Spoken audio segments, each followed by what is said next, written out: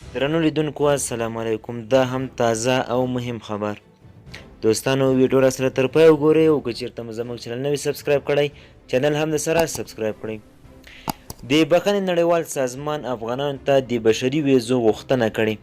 واک ته طالبان ته رسېدو نږدې 2 میاشتې وروسته د بښنې نړیوال سازمان ویلي چې په اوس وخت کې د افغانانو لپاره له هیواده بیرون وتل ناممکن دي.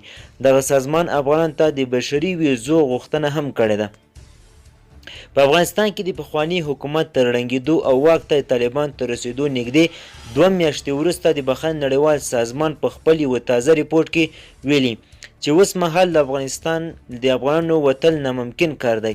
دغه سازمان ویلي چې د افغانستان ګاونډیو هیوادونو له اسنادو پرته د تلونکو افغانانو پر مخ خپلې پولې تړلې دي او په دې توګه یې افغانانو ته په ناقانونه توګه د وتلو یوازینی انتخاب پرېښی دی.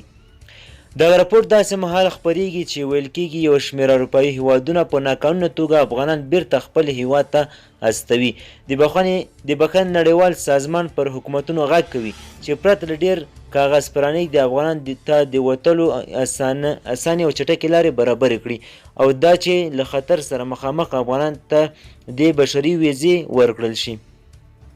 وروسته له هغه چې د اګست میاشتې په نیمایي کې طالبان په چټک ډول واک ته ورسېدل، یو شمېر بهرنیو هیوادونو له افغانستان د خپلو اتباعو او محلي همکارانو د اخراج لپاره ځانګړي او بیړني پروازونه برابر کړل، خو په دې ترڅ کې ګڼ شمېر په شرایطو برابر کسان لا هم په افغانستان کې بند پاتې دي او له دې هیواده د وتلو په انتظار دي. په ورته وخت کې افغانستان د جګړو او وچکالیو له کبله د ځایي بې ځایه شویو کسانو له ستونزو سره هم لاس او ګریوان دي.